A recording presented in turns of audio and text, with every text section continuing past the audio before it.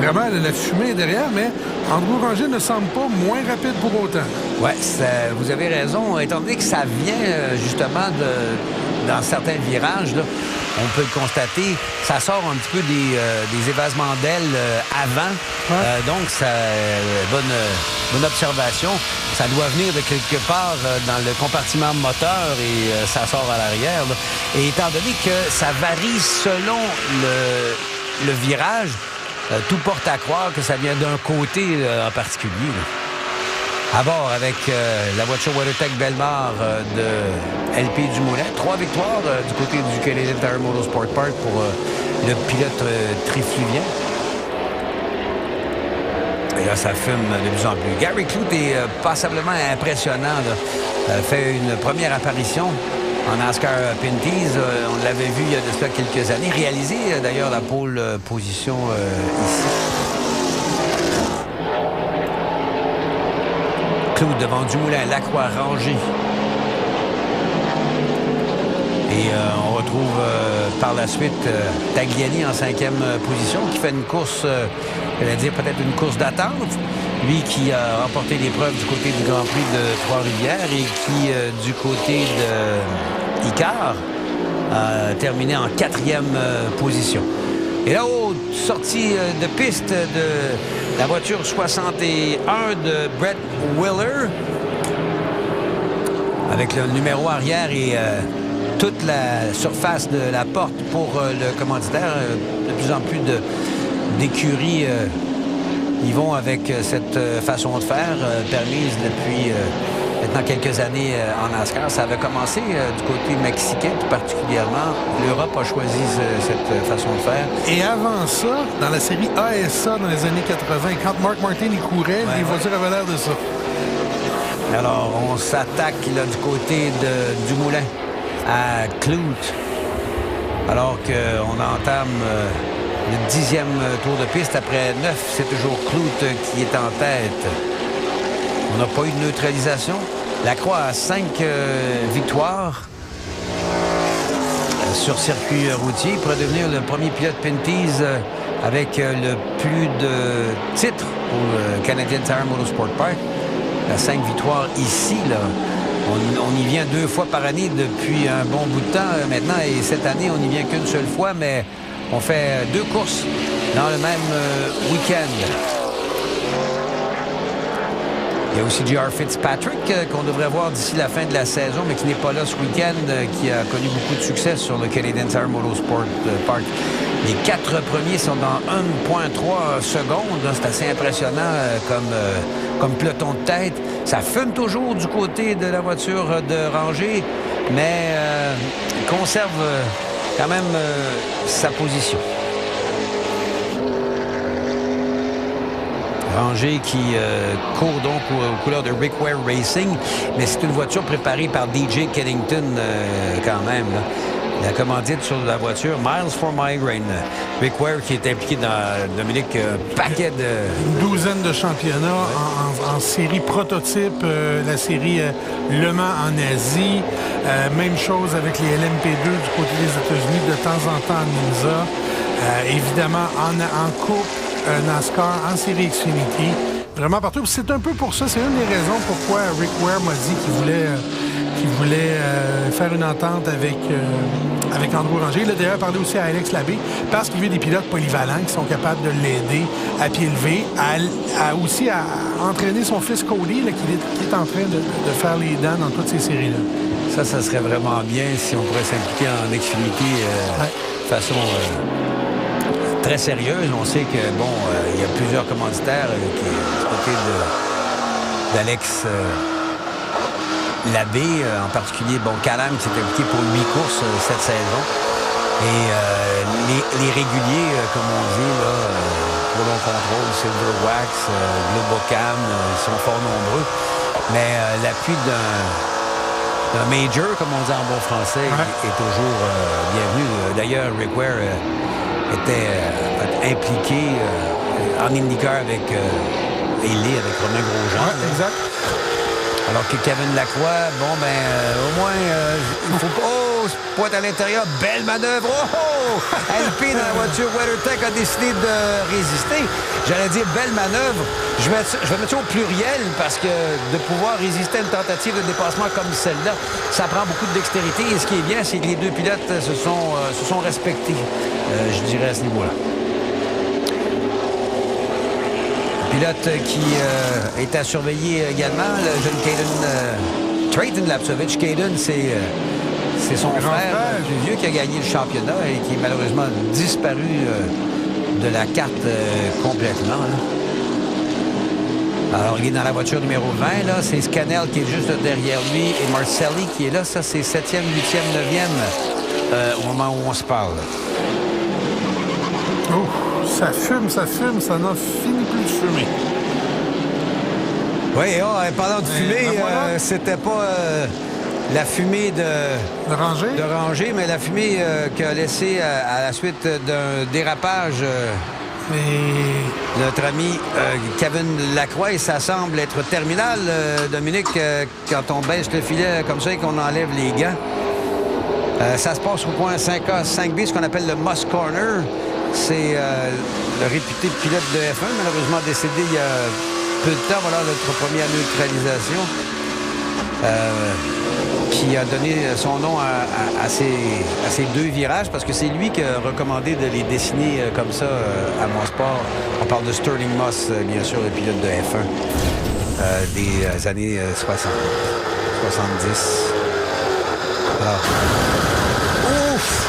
J'allais dire, on écoute, j'ai pas eu besoin de le dire, là. Ça a brisé solide, là. Sans doute boîte de vitesse ou différentiel qui a bloqué, je ne sais trop, là, mais une chose est certaine. Ça continue de fumer chez Rangé. Oui, il y avait de la fumée de Lacroix, mais aussi de la fumée de Rangé là-dedans, et il a réussi à s'en sauver tout juste. C'est Don Thompson qui est son chef d'équipe. Todd Lewis, notre confrère de TSN, est en sa compagnie. Something broke, Todd? Don Thompson, the crew chief for the 74 of Kevin Lacroix. You have had a lot of success at this racetrack, but not today. What the problem put you out? Yeah, it looks like we broke the transmission, Todd.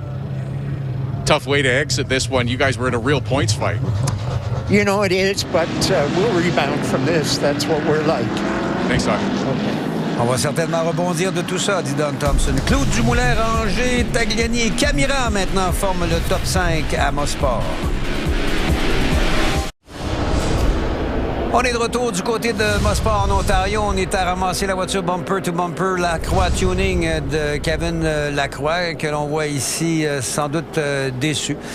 Boîte de vitesse qui a rendu l'âme, semble-t-il. On voit aussi que la boulonnerie s'est joint à bumper to bumper et Lacroix Tuning tout particulièrement. Alors qu'on est derrière la voiture de sécurité. J'ai bien l'impression que... Est-ce qu'il y aura preneur? On va voir. Sans doute, Dominique, qu'on aura une visite de Andrew Rangé dans les puits, puisque ce dernier a reçu le drapeau noir. Oui, là, on veut savoir ce qui se passe avec cette fumée-là. Nous, on veut le savoir, les officiels de NASCAR aussi. Pourtant, Rangé, il n'y voit pas de problème. Il n'est pas moins rapide et il ne semble pas non plus laisser de fluide sur la piste, là. Alors voilà le 51 et la voiture Miles for Migraine de l'équipe de Rick Ware. Voiture préparée par DJ Kennington. Alors dans la ligne des puits, le voici qui s'amène à son box. Demande des officiels de NASCAR. Et justement... On regarde du côté du capot parce que, comme on l'a mentionné, Dominique, ça semble peut-être venir du compartiment moteur. Oh, non.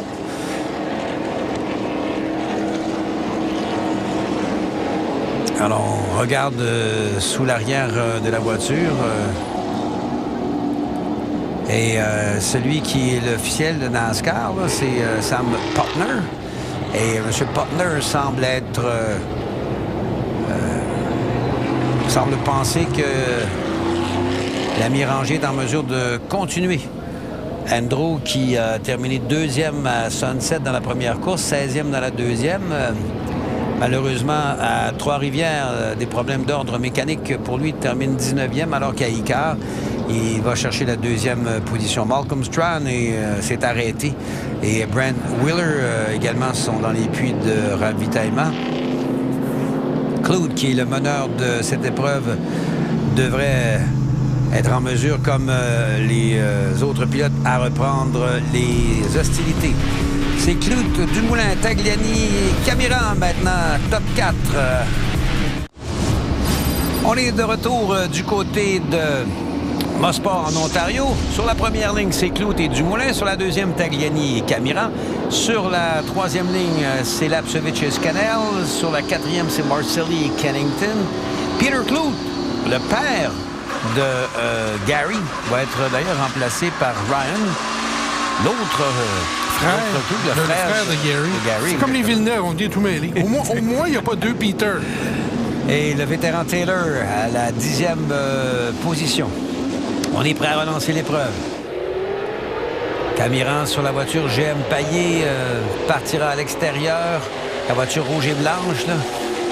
Alors que on tente du côté de Tagliani de prendre l'avantage. Est-ce qu'il pourra faire quelque chose dans le virage 2? Oui, sagement se ranger derrière, justement, la voiture WeatherTech Belmar d'LP Dumoulin. Double champion de la série. Connu beaucoup de succès sur le circuit du Canadian Tire Motorsport Park. Virage numéro 4 qui se prend presque à fond. On relâche un petit peu. Et ça, en Formule 1600, ici, Dominique, c'est 122 000 à l'heure.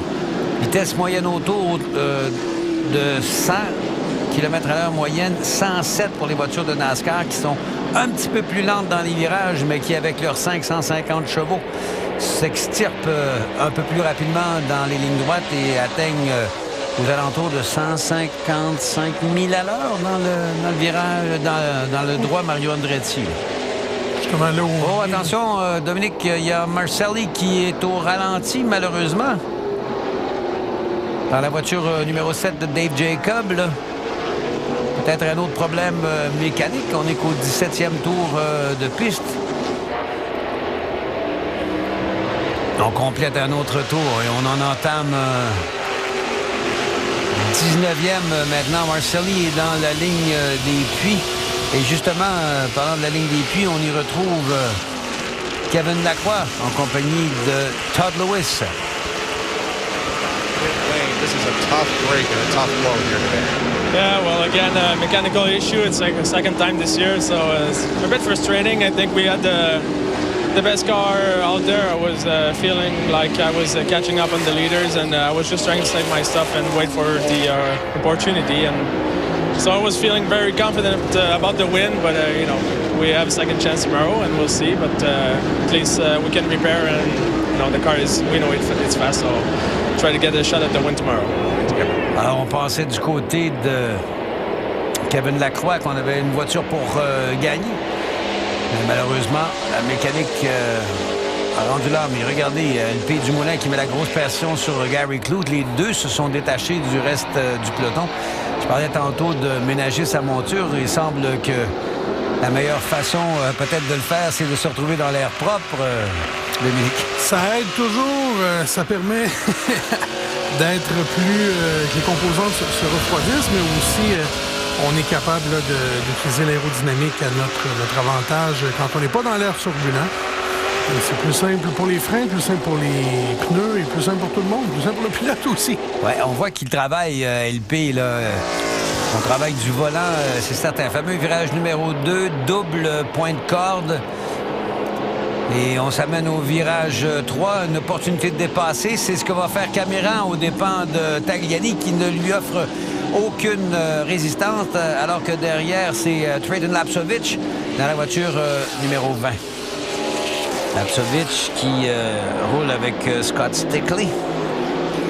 Même coéquipier, je dirais, des deux voitures devant lui, celle de Tagliani et celle de Camiran, qui sont toutes les deux préparées par l'écurie du vétéran pilote, qui a, Dominique, ici, était tellement rapide, a fait des pôles et tout ça, mais n'a jamais gagné. Ouais. C'est vraiment la même chose pour Marc-Antoine Camiran, qui est un des pilotes, Ouais. qui est un as des circuits routiers. Il a gagné une quinzaine de fois Trois-Rivières, mais impossible de gagner du côté du Canadian Tire Motorsports Park. Tu parlais de Lapcevich. Il porte les couleurs de RGC, le Renomato Group of Companies.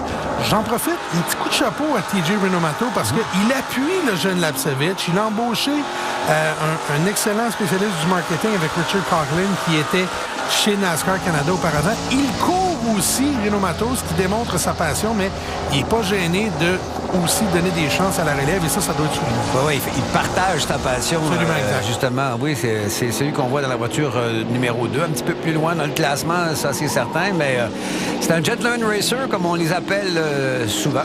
Je sais de quoi je parle, mais c'est un bonhomme qui, comme vous le dites, si bien Dominique, redonne au sport comme tel. Ça fume toujours du côté de Andrew Ranger. Il est 12e, alors qu'on a vu Alex Guénette, tout juste derrière lui. Guénette, je m'attendais à... Je suis obligé de vous dire, je m'attendais à plus. Il a fait un top 5 quand même du côté de Icar comme tel. Alex qui a terminé 8e dans la première course à Sunset, 6e dans la seconde, 16e à Trois-Rivières et 5e à Icar du côté du championnat. Il occupe la 6e place. Et là, dans la circulation, vous parliez de M. Renomato, c'est lui qui... on est à bord de sa voiture. Oh, il y a des bruits assez spéciaux. Oh! Alors, les boîtes de vitesse semblent être... hautement sollicité ici parce que ça semble être un problème de boîte de vitesse pour ce dernier.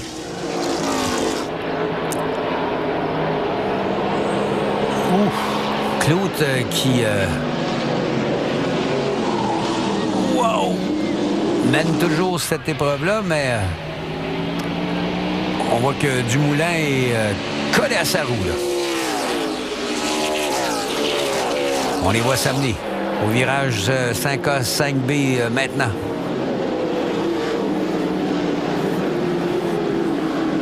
Le virage le plus lent, le voilà, le 5B, mais le plus important, car c'est lui qui mène à la plus longue ligne droite. Le 1000 à l'heure ou les kilomètres-heure de plus que vous avez en sortie de virage, regardez qu'est-ce que ça donne. Ça donne une accélération constante et voilà qu'on a un nouveau meneur. LP Dumoulin qui utilise aspiration et qui se retrouve... justement devant. Et j'allais dire, quand on sort du 5B, on prépare le virage, les virages 8 et 9, là, vraiment dans ce coin-là, parce que c'est ça qui va nous donner la vitesse et qui va nous permettre de freiner plus loin si on en a besoin. Mais Dumoulin a fait sa manœuvre bien avant et il est fin seul en tête. Camiran 3e maintenant qui va à son tour attaquer Clout. On est avec Gary Clout, justement, caméra qui pointe vers Camiran. La voiture GM Paillé, la voiture Trail.com. Oh non, mais il y a un problème du côté de Clout, ça c'est certain. Oh, regardez comment la voiture se couche dans le virage. Peut-être une barre anti-roulis alors que Renomato est arrêté à la sortie du virage numéro 3 là, dans la voiture numéro 2.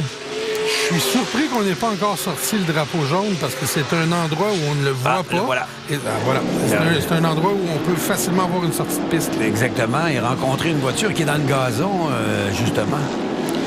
Fait une grosse marmotte, ça. Ouais. Alors, nouveau moteur, Dumoulin. Camiran qui a pris la 2e position. Je ne sais pas si on va revenir... oui, on va revenir aux positions au tour précédent. Là. C'est la... Ouf. Ça, c'est les problèmes de Renomato. Alors, en ce moment, c'est Dumoulin, Camiran, Tagliani, Lapcevich, Scannell, mais j'ai l'impression qu'à la relance, là, on va remettre Clout 2e. On verra ça au retour de cette courte pause, mesdames, messieurs. Alors, on a trouvé des images pour appuyer la théorie des problèmes de suspension pour M. Clout, là. On a aussi une preuve sonore. Regardez et écoutez.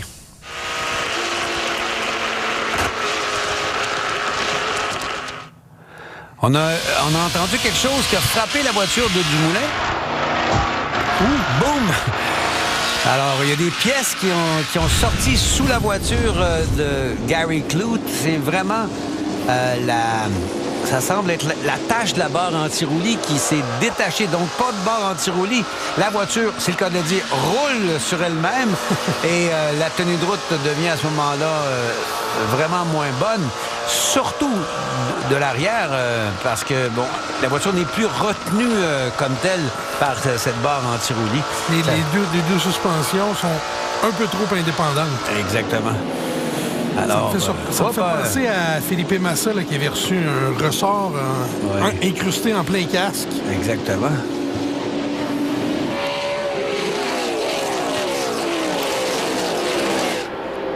Alors, au 5A5B, encore une fois, bon, LP contrôle la situation dans la voiture WeatherTech Belmar. Camiran qui a été victime de... Ah, mais là, ça fume encore du côté de la 51. Là, et on vient... Dexter Stacy fait une super course dans la voiture numéro 92. Là. Lui, là, c'est probablement le pilote le plus amélioré qu'on a vu dans le peloton. Entièrement d'accord avec vous. Ça se passe très bien pour lui. La voiture Bully's Truck Stop. Avec 5 tours de piste à faire, je vous rappelle, c'est un sprint de 30 tours seulement là, que cette épreuve, notre prochain rendez-vous, l'épreuve en contrat 51. Et on aura un spécial 90 minutes sur l'épreuve de Mosport à vous présenter au Canadian Tire Motorsport Park. On est sorti hyper large. Cannell qui va réussir à s'infiltrer là, juste devant Andrew Ranger. On est à bord avec ce dernier, justement. DJ Kennington, un peu absent aujourd'hui dans la voiture Castrol Edge, la voiture numéro 17, qui est tout juste devant. Kennington avait pris la relance à la 7e position. Alors, Stacy et Scannell sont impressionnants, là. Les deux pilotes qui sont, comme le mentionnait Dominique, sans doute les pilotes les plus améliorés depuis le début de la saison, là. 5 tours de piste à faire maintenant. Camiran, je vous rappelle, 2 problèmes mécaniques lors des 2 dernières courses au Canadian Tire Motorsport Park. Ça va un peu mieux pour lui. À Trois-Rivières et à Icar, malheureusement, il a connu des courses extrêmement difficiles. 23e et 18e. C'est dernier et dernier, ça. Heureusement, cette année, les problèmes mécaniques semblent s'étendre. Le Camiran en a eu, mais Lacroix en a eu aussi. Donc, c'est certain que c'est difficile pour eux de se battre avec les Dumoulin et les Tagliani aux avant-postes qui, eux, n'ont pas eu de problème. Mais... Kennington qui est aux prises comme ça avec Matthew Strachan. Strachan, la prononciation est pas officielle. S-T-R-A-C-H-A-N. Il reste Strachan, mais eux disent Chan. C'est un peu comme Brendan Gaughan. Ou Worcestershire. 4 tours de piste à faire. Dumoulin, Camiran, Lapcevich, Kloot quand même fait super travail malgré une suspension endommagée. Tagliani à la 5e position. Et regardez ça, ça sort en dérapage. Andrew Ranger dans la voiture mauve, la 51 là, du Rick Ware Racing. Et donc, quand on parle de travers, là, on a très bien vu Scannell, lui aussi en dérapage. On est à bord avec la voiture de Gary Kloot qui, bon, frotte au sol dans le virage numéro 4. Et j'ai l'impression que Tagliani, dans la voiture Viagra Rona Saint-Hubert, va tenter quelque chose.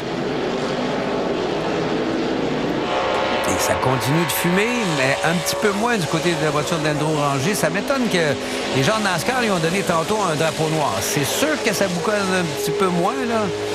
Mais... peut-être que si les autres pilotes ne se plaignent pas de déjection, de je ne sais trop quoi dans leur pare-brise, je ne sais pas si le terme est bon comme tel.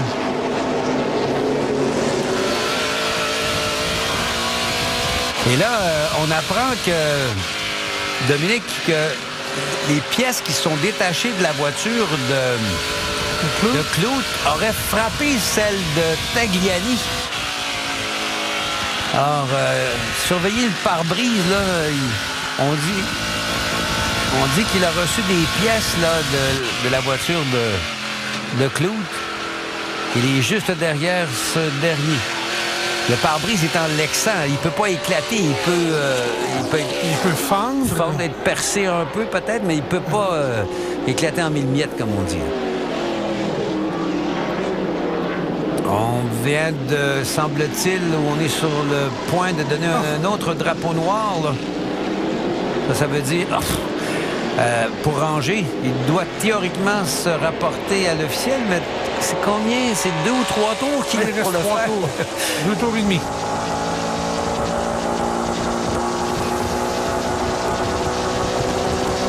On est avec Andrew, là. C'est qu'on demande à Ranger de rentrer parce que, imaginez le pauvre Dexter Stacy qui est derrière, là. La visibilité est nuisible, puis aussi, il peut jamais être certain que Ranger n'est pas en train de saloper la piste. Exactement. Alors, Claude fait tout un travail, alors qu'à l'avant, les deux Québécois se sont déplacés. Encore le drapeau noir, on a très bien vu, là. Très bien. On a vu le préposé au drapeau, là, sur la tour, agiter le drapeau noir en pointant, bien sûr, Andrew Ranger. Triple champion de la série, Andrew Ranger. On se pointe à l'intérieur du côté de Tagliani, le voilà. Ce sera la 3e position pour le pilote de Lachenay. On est à bord avec Gary Clute dans sa voiture. Et la caméra 360 degrés qui suit toute l'action, virage 4. Et là, l'image ne rend pas à quel point ça monte à cet endroit-là. C'est une cuvette. Les pilotes peuvent freiner tellement tard et tellement fort sans avoir peur de bloquer les roues. Je vous dis, là, c'est une face de singe. Mais sérieusement, à la télé... c'est 5 fois plus prononcé comme côte que ce que vous pensez. 5 fois? Hein, au moins. Alors, on aura le drapeau blanc dans quelques instants.